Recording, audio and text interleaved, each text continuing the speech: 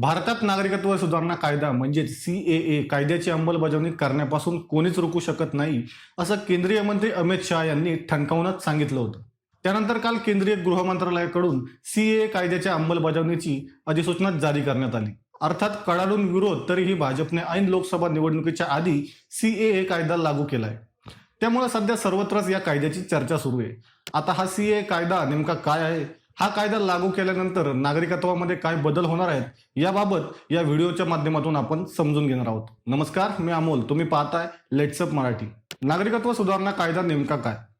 नागरिकत्व सुधारणा कायद्यानुसार अफगाणिस्तान, बांगलादेश आणि पाकिस्तान या देशातून धार्मिक छळामुळे पळ काढलेल्या अल्पसंख्याकांना नागरिकत्व देण्यात येणार आहे. यामध्ये 31 डिसेंबर 2014 पर्यंत भारतात आलेल्या हिंदू, शीख, बौद्ध, जैन, पारसी आणि ईसाई लोकांना नागरिकत्व देण्यात येणार आहे.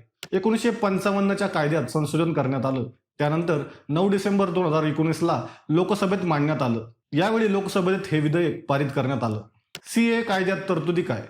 सद्यस्थितीत भारताचं नागरिकत्व मिळवण्यासाठी कुठल्याही व्यक्तीला भारतात किमान 11 वर्ष राहणं आवश्यक असतं.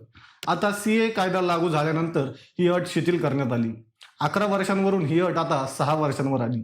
या कायद्यानुसार 31 डिसेंबर 2014 पर्यंत भारतात आलेल्या हिंदू, शीख, बौद्ध, जैन, पारसी आणि ईसाई लोकांना नागरिकत्व मिळणार आहे.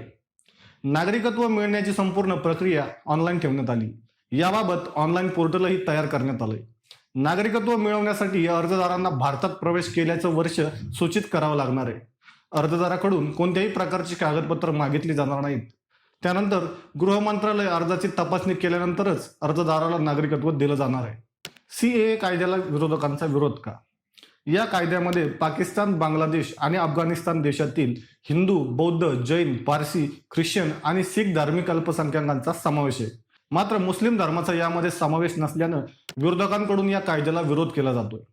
काँग्रेस आणि तृणमूल काँग्रेस या पक्षांनी या कायद्याला कडाडून विरोध केलाय. हा कायदा राज्यघटनेतील कलम 14चं उल्लंघन करत असून धर्मनिरपेक्ष राष्ट्रात धर्माच्या आधारावर नागरिकत्व कसं मिळू शकतं असा आक्षेप विरोधकांकडून घेतला जातोय. तर भाजप सरकार या कायद्याअंतर्गत हिंदूंना कायदेशीर आश्रय देऊन आपली वोट बँक मजबूत करण्याचा प्रयत्न करत असल्याचा आरोप विरोधकांकडून केला जातोय. कायद्यात मुस्लिमांचा समावेश का नाही?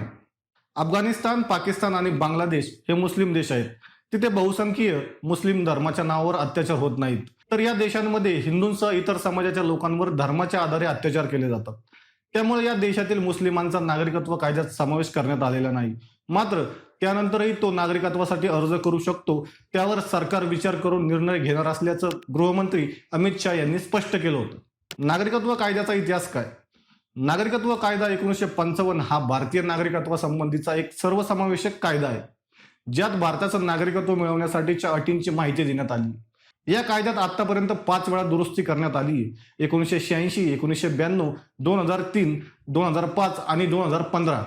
1955च्या कायद्यानुसार एखाद्या व्यक्तीचा जन्म भारतात झाल्यास किंवा त्याचे आई वडील भारतीय असतील किंवा काही काळ देशात वास्तव्य केलं असेल तर तो व्यक्ती भारतीय नागरिक होऊ शकतो. मात्र अवैध स्थलांतरित म्हणजेच पासपोर्ट किंवा विजासारख्या प्रवासी कागदपत्रांशिवाय देशात प्रवेश करणारे, परवानगी मिळालेल्यापेक्षा जास्त काळ देशात राहणारे लोक, त्यांना नागरिकत्व मिळण्यास मनाई.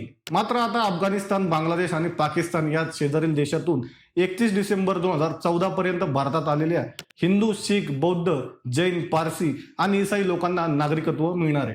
केंद्र सरकारकडून लागू करण्यात आलेल्या या सीएए कायद्याबद्दल तुम्हाला काय वाटतं? आम्हाला कमेंट करून नक्की कळवा. आमचे असेच नवनवीन व्हिडिओ पाहण्यासाठी फॉलो करा लेट्स अप मराठीला आणि आमचं यूट्यूब चॅनलला सबस्क्राईब करायला विसरू नका. धन्यवाद.